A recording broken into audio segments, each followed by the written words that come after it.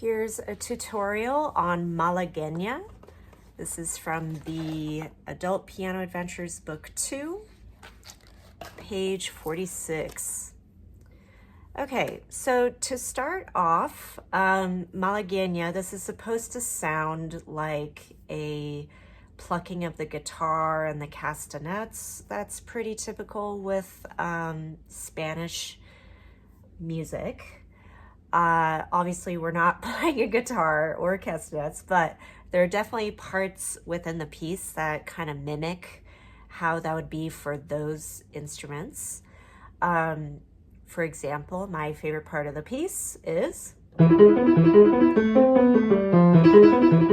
like this little back and forth. Super cool. First off, let's talk about the format of the piece really quickly. So measure 1 to 12 is kind of like our intro, so to speak. So we have kind of like a thinner double bar here to indicate this is one particular section. And then here's another section from measure 13 to 20.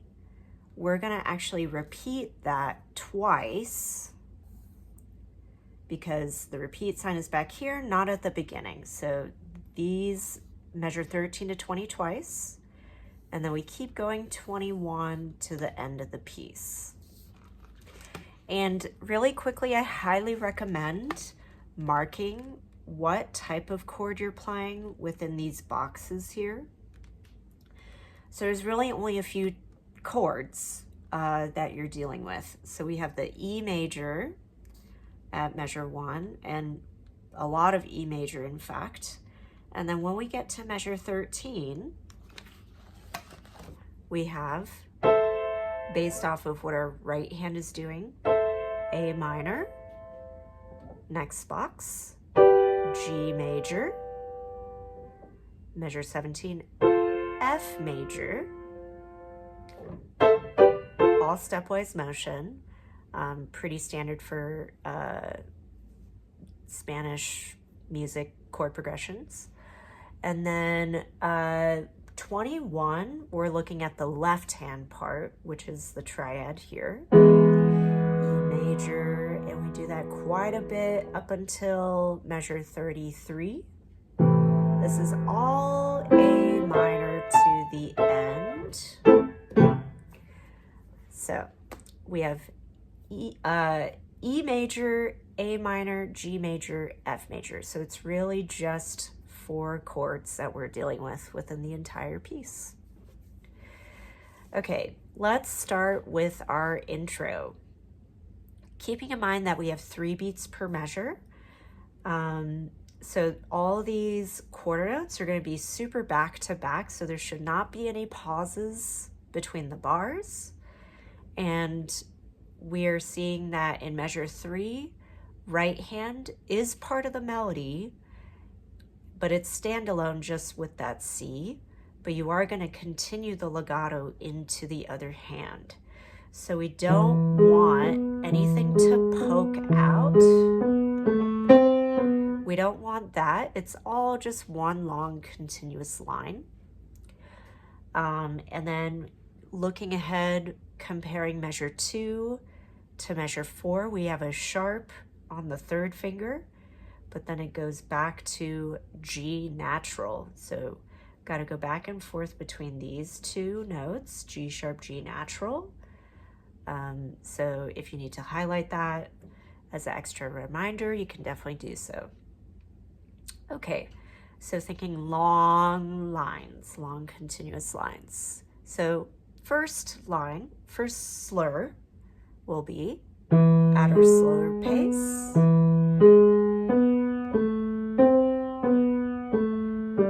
Then we repeat with the crescendo.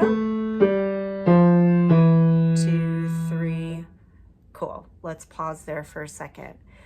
So oftentimes when I teach this piece, what tends to happen is with these 2 slurs here, I'll hear a little bit of this kind of like a holding on to the note, but it's really, each note is going to be heard, but you move on and you don't hold through, although it is very tempting to. Moving on to, we are on measure 9, the 3rd line. So this is all E major from here. 2, 3, 2, 3, and then we're going to quickly switch. And when you switch to the thumb, since we have on measure 12 that octave higher, E, I'm gonna actually kind of stretch the hand just a little bit. You don't have to be full on octave stretch, but just prepping the hand so it'll look like this. So that way I'm a bit closer to the octave higher as opposed to like here, and then I have to reach really quickly. So 2, 3.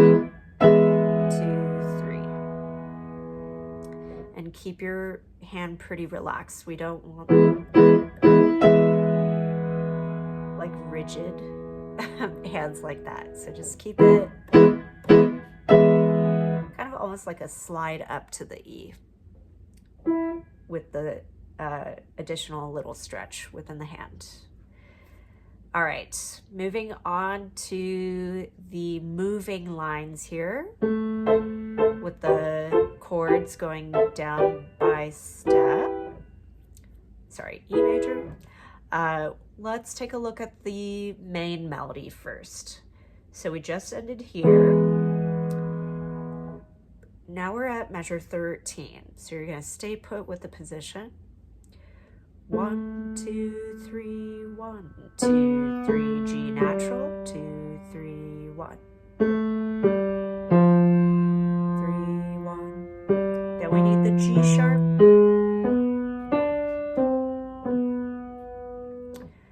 Okay, now let's take a look at the chords. So you just ended measure 12 like this, then you're just gonna stay put. So just isolating right hand, rest. Hold, 2, 3, rest. Hold, 2, 3, rest. Hold, 2, 3, rest, rest, rest. So you have 3 beats to locate that D, C with the 2, 1. Okay, so putting it together, if we're looking at the parts all combined, left hand downbeat at 13, but then the right hand downbeat, because remember you have the tie in the bass clef on that beat 1. So they're kind of like gonna alternate. Who has the downbeat, who doesn't? So let's try that, starting at 13. Ready, and...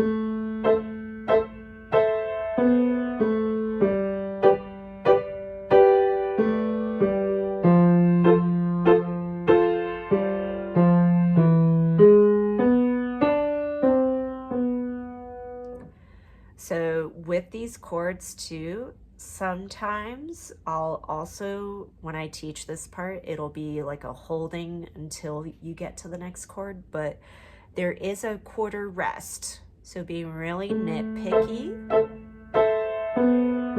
off. So you're only hearing that bass note that's tied, not the extended chord from the previous measure, if that makes sense. So really being super clear with every beat as you're practicing this piece. Okay, so we just ended here. Knowing that we have to do the repeat, so 13 to 20, you can go ahead and practice that on your own, but we're gonna move on to 21. So here's the back and forth part that I mentioned was my favorite part, but let's try isolating. So it's really just E major triad, and just this, right? Pretty simple, but when you're putting it together, sometimes it's not as simple as we initially thought. So the back and forth, If it helps you to play this legato first, that's okay. So practicing that with the legato would sound like this. Left,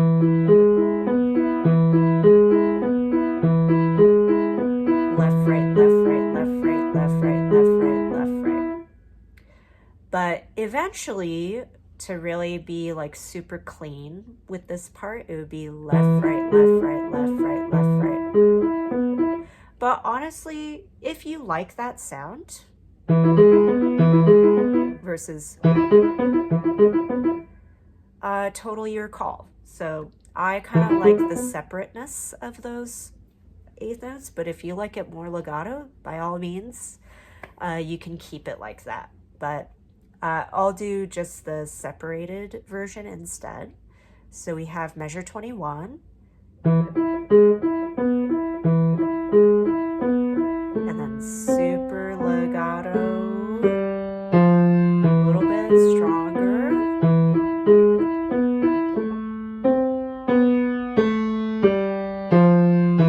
2, 3, 2, switch. 2, 3. So we definitely saw that at measure 9. It's the exact same 4 bars again. On to the last line with the A minor stuff. So we have from the E, both hands are going to be going down. So kind of keeping in mind the prep, even though you're resting at measure 33, we are going to aim for this A because of the 2 ledger lines, C down a skip to A. So knowing that's coming up, I'm just going to prep it automatically. So we have just the A minor triad. Right hand cross. 2 finger, because that's pretty strong. So let's try that again from the measure 33.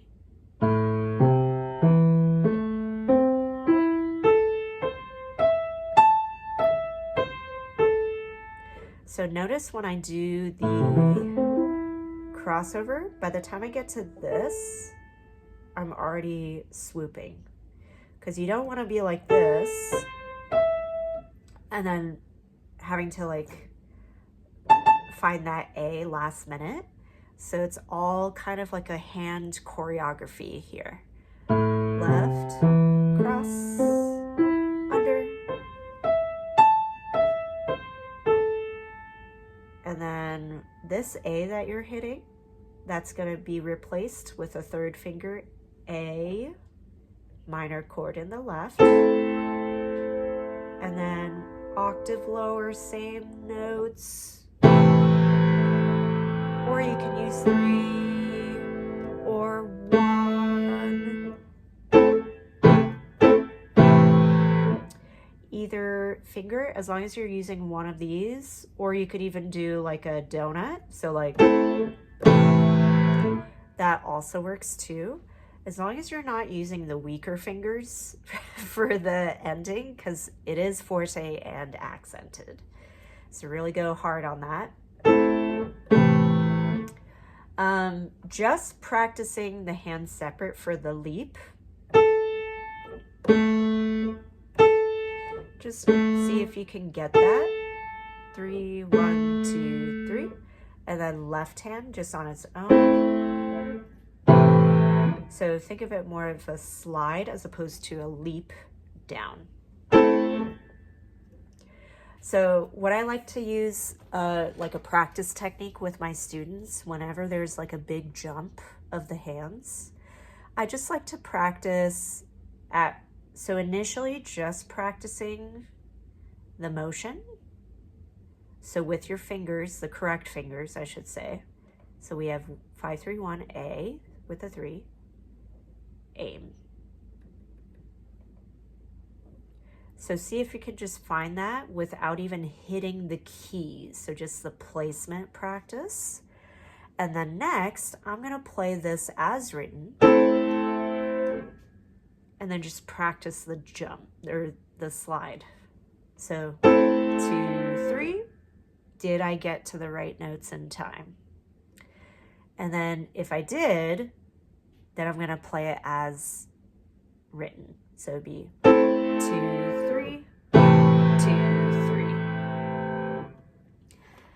So that's definitely good practice for any leaps that you have within your music. Hands separate, hands together, always seems to work well from my experience. Okay, so at that slow pace, we do have some pedaling, mainly for the E major parts, so like measure 9, to really like have that grandiose sound. So that also happens at 29. And then we have to do re-pedal at 33 because that's a totally new chord, right? So we have E major, A minor.